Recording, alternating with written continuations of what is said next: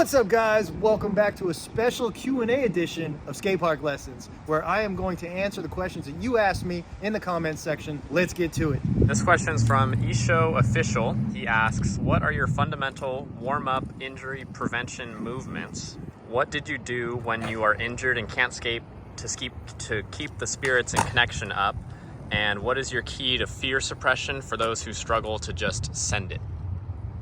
So first question, what are your fundamental warm-up injury movements? To be honest with you, I just pump around. I'll start off, like if I feel tight, I'll start with doing some body squats, depending on how tight I feel. You know, I'll do it like 10 to 30 of them and just do some body squats. I'll do some hip swings. I'll hold the fence and just kind of swing my leg back and forth. And then I'll just skate around. I'll just do some. The biggest thing that I can say is, like, to avoid straining your knees, you want to refrain from doing heavy pumps immediately. So just kind of stay low in the transition and kind of surf around. Surf around, some light pumps up, light pump down. Try to feel your body loosen up as well as get in tune with your skateboard. Okay, what did you do when you were injured and can't skate to keep the spirits up? The second I could start doing rehabilitation, I would do that, and then that makes me feel better. Honestly, I mean, I love skating, but I also love, like, physical fitness. So even if I can't skate, let's say I hurt my leg or something, like I'll do push-ups or something. Or even if I can just go to the gym, like I'll do that. What is your key to fear suppression for those who struggle to just send it? Oh, dude, knee pads for sure. Knee pads for sure. Like I've tried to emphasize this. Like, all the best people that are in, like, let's say all the, like, World Cup skaters, that most of those guys, especially like any transition Olympics kind of like high level, they all grew up with knee pads. Not one of those guys did not wear knee pads. They all wore knee pads. And then what happens is they take them off later and everybody thinks that they grew up like that with no knee pads. But no, the reality is they definitely learned their limits and how to push their limits with the knee pads on. We get a lot of comments about people just wanting to see him skate, so. I don't know why. I don't really do anything. People just like watching you skate. I just like roll around and do some carves and stuff. Well, that's what people want to see. It looks so natural and easy. Thanks, man. I mean, that's inspiring. We all want some of that. I feel like I've turned it into surfing over time. It's like, Nice. I don't really do many tricks anymore. Not like I used to, you know? It used to always be about the impressive tricks, and now it's just like exercise and feeling the skate. Mm-hmm. But it's cool. That's cool too. Yeah, it is, because it like kind of takes the pressure off. I used to be so like competitive all the time. Gotta learn this trick, you know? What is your list of must-have tricks and techniques for casual skaters who are mostly cruising, riding transition, and mellow street spots? Must-have tricks for casual skaters. Oh, for sure. Just all the basics. Just all the basics. You know, what it really comes down to is, like, if you can't do any tricks, like, the best way to have fun skating is just with style. And style comes from mastering the basics. So put your effort into doing those basics over and over and over. And if you get good at them, like, you can start to do them switch or fakie, right? And nollie, and work on your kick turns. Work on how you kick turn. How are you pumping? Like, when are you pumping? The better you get at the basics, especially in transition, is the less effort it takes from you, because you learn to use the angle of the ramp and gravity to your benefit with your body weight to maximize your skating. And when you say basics, like that means something different to you than it does somebody who's just starting out. Your basics are going to be your kick turns, your pumping, your carves, frontside, backside kick turn, pumping fakie. And for me, like, I know it seems like an advanced, but even like riding fakie, like, most people kind of ignore that. They use it in mini ramp, but when it comes to skating a bowl or something, they typically don't do it that much. So, but learning how to do that, it really starts to work the other half of your brain, and you gain a better understanding of skating. Cool. What fundamentals? Oh, I haven't even been listing off these. That was from B Foster ETV. Sorry about that. Okay, this one's from CKH321. What fundamentals do people not spend enough time getting right that ends up hampering their learning curve later? Frontside kick turns for sure. Yeah. Frontside kick turn, and then frontside bails into knee slides. Like those two are huge. I work with a lot of people typically on front sides and also pushing the limits for dropping in. So, and I would say dropping in that'd be another basic. All right, I'm going down the bank. That bank there? Yeah, all right, let's go. You ready? Yep.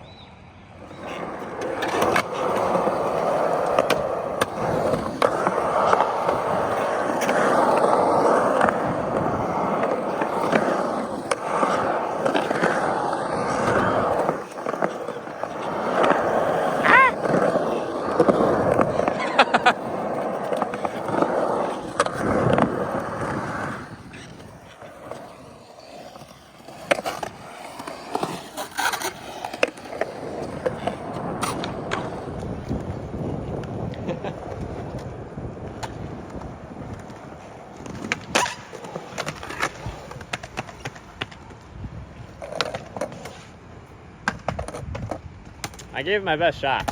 You got lost. I got lost. All right, standing still kickflip. Yeah, first try kickflip. All right.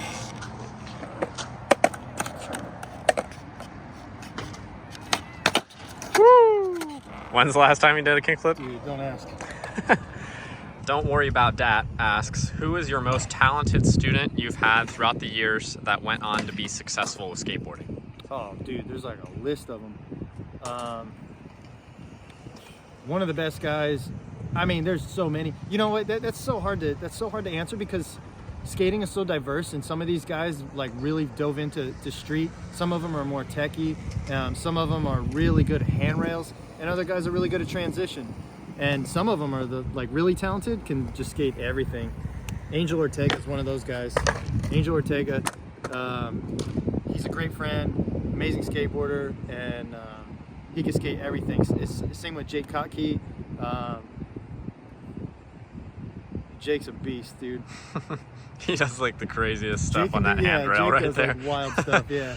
He like literally will just kind of make up tricks. He's to the point where he can just make up tricks and keep going for it. All right, one more skater. All right. We'll do 3. Jacob Calhoun. Skating's a trip when like you start to get into a flow and you almost like don't. It's like you don't think what the next trick's gonna be, but you just do it. Mm-hmm.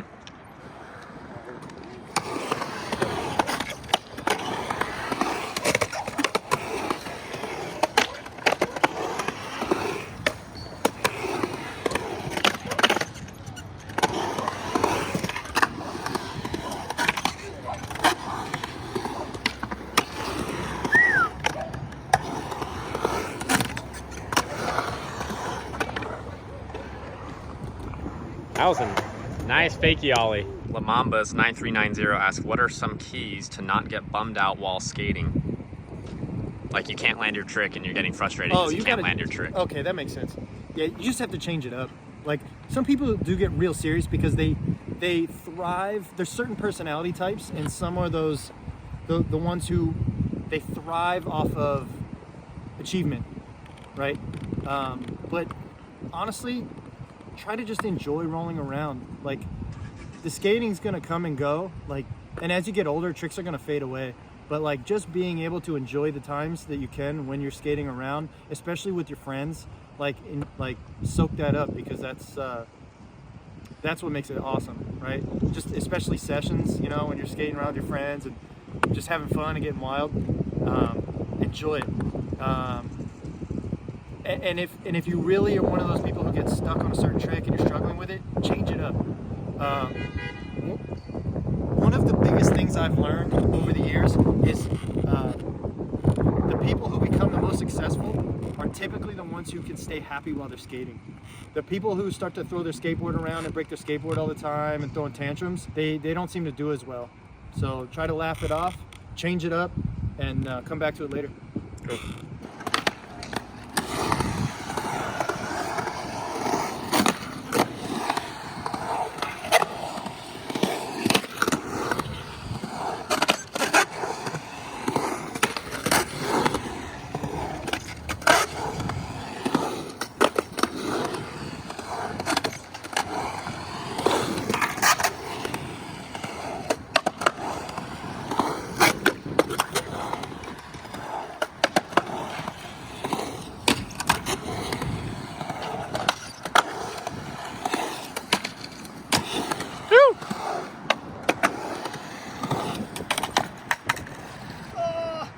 All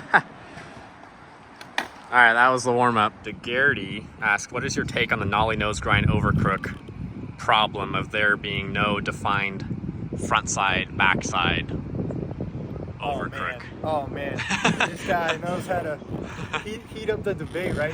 So this debate has been going on for like the last 20 years or something, probably longer. Let's go over here to the rail. I'll show you what I think of it. And again, this is just my opinion.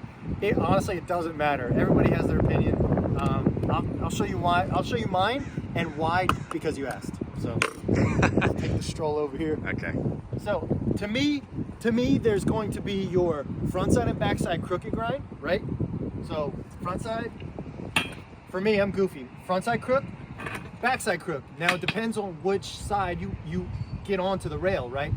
And then to me, there's nose grind, right? So crooked grind, nose grind, straight parallel with the rail, okay? Now, this also depends on which side you enter from. So if it's gonna be a front side nose grind, then the rail's in front of me, right? Back side, the rail's behind me. But for an over crook, that means that would be like a lip slide. Or let's make it more extreme, a front side nose blunt. Everybody agrees that there's a front side nose blunt. And why do they agree that? Because you're starting on one side of the rail and you transfer over to the other side of the rail.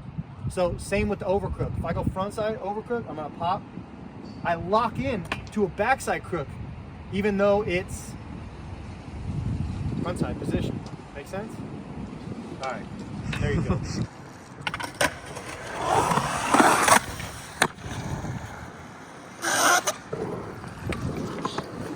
I'll try for ollie over the pyramid and 360 on the other side. The hat's coming off on 360 for sure. Yeah, you gotta catch it though. I'll try to catch it. Yeah.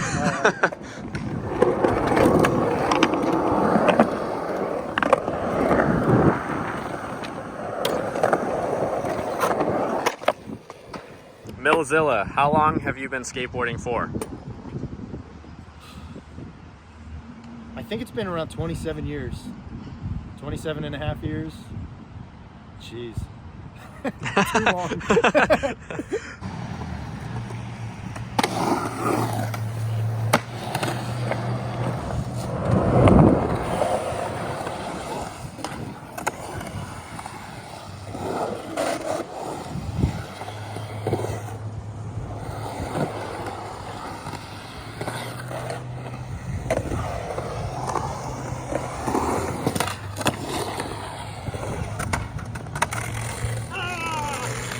Chad Sullivan, 3811.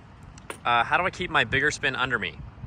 He says, I ride regular and the board ends up in front of me, like parallel to my body position. Typically, you have to make that leap forward. So as you make your half cab, you got to half cab and hop your body forward. So like when you go to throw it and spin, you got to literally jump forward and predict where that board's going to land.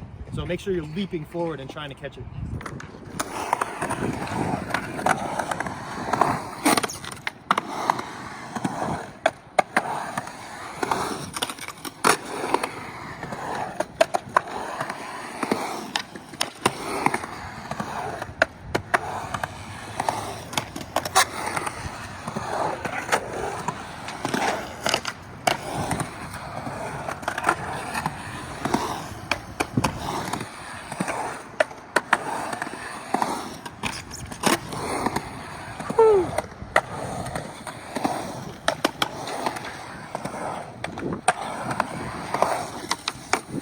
That was close. That was kind of sketchy. Papa John asks, why don't we teach beginners both regular and goofy from the start?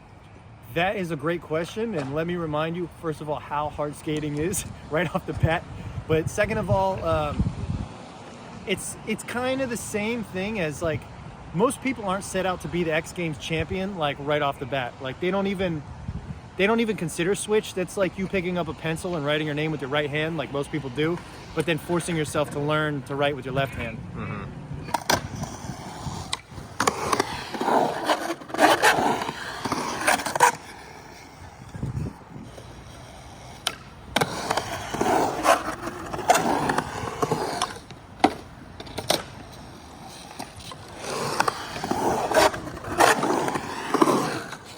Mr. Stuff Letcher. What is your top tip or maybe top 3 tips for progressing faster? Top tip, knee pads. Second top tip, learning how to bail. You need to break down your tricks so that you understand how to safely get out of the trick if you're able to get into the trick. Because typically it's right in that point, right in that cusp of like, right when you pop to do a trick, or right as you get up to that coping, that's when that bail might happen, right? So you need to be ready for that and also understand how to train yourself into safely avoiding injury. Does this make sense? Okay, so I'm gonna say that again. Learning and using knee pads, right? So you can watch my knee slides video, gain confidence with knee slides, and then from that, you take that bail and you incorporate it into whatever trick you're doing. So let's say you're starting to learn how to slash the coping, frontside slash the coping. Well, again, just as I've taught in my videos, remember, you want to make a big frontside rainbow, learn to step around, pivot off of that front foot, and then into your knee slide, because you want to go with gravity and you want to go with that natural motion into your bail. You don't want to fight it. The best way to survive is to relax and go with the bail and into your slide.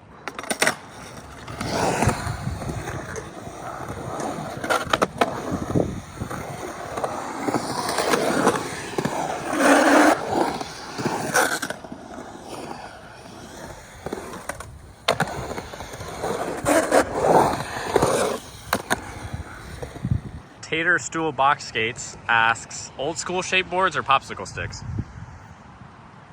Popsicle sticks.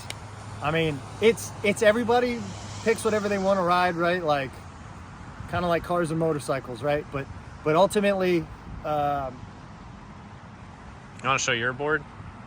Someone asked like what you ride, like size and blah blah blah. all right, we'll get to that. Well, like, okay, so I ride 8.5. I think it's getting trendy now to definitely ride a wider skateboard, because you want to think about it logically. It's like a balance beam. The wider the balance beam is, the easier it is for you to keep your balance. So, moreover, a lot of people, when the movement came of flip tricks, right, they had smaller boards because they were lighter and they're easier to handle and maneuver. But now everybody just kind of skates everything and does whatever. So, a bigger board makes it easier to balance. It feels more comfortable, makes you more confident. But old school boards are sick too. I mean, I learned a 360 flip on an old school board. Like, that was just, I went through a phase when I was probably like 14, and I only, pulled up my socks to my knees, watched the Bones videos every day and got all stoked, and then go ride transition. And at the time I was also learning flip tricks with my friends. So yeah, they're both cool. Old school boards typically are a little bit heavier though. Wider trucks, wider board, so it gets kind of harder to flip.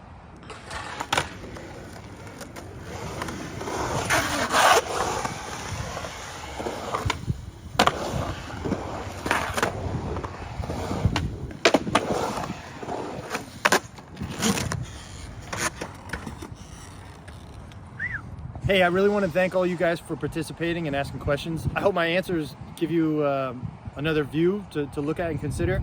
We're going to continue to make videos for you guys as much as possible.